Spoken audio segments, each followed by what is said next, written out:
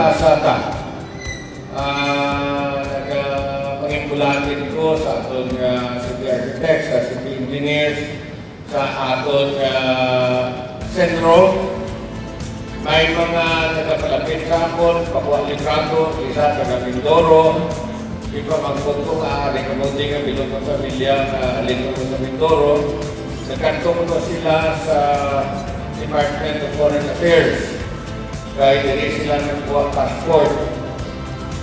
May ko kabalo na diri pagili ko nagkuha passport ng taga Mindoro. Mas mapos ko na makanto diri. May arang taga Marotang Pueblo, naglagaw sila mo sa plaza pagkatapos sa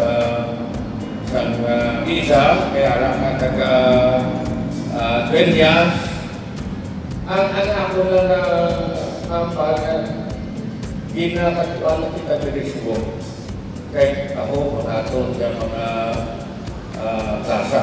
Nalipay din ako nga nakalingkod ko to sa Haro Plaza. Of course, dapat ko lumrahon because Chief Arak pa, I think nagpangayot na po to authority sa City Council i-demolish na nato ng team.